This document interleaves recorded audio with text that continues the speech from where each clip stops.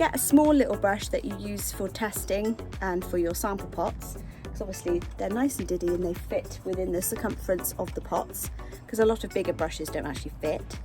And I tend to just paint from the pots themselves because they're so diddy to hold.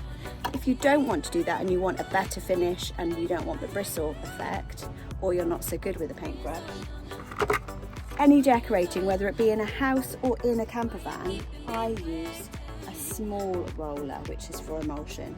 So much easier to paint. You don't waste so much paint as well because it all goes around the pan and you get lost. And plus, when you have a large roller, they're a pain in the ass to roll around because you get arm ache. They really fill up with paint that's also wasted unless you scrape it down. Now, a lot of people don't do this, so if you're freshening up and clearing up your paint for the day, what I do is I use the edge of a soft like butter knife or a screwdriver that's flat-headed, and I will run it down the sides of the roller back into the paint tray, and then I will brush up all of that paint back into a paint pot. Then I will wash the brush, the roller and the tray, and try and preserve as much paint back into the pot as possible without just washing it away.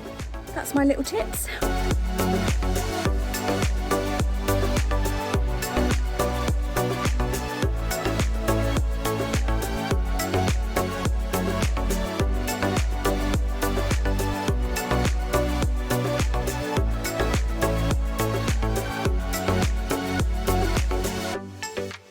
Let's get a painting.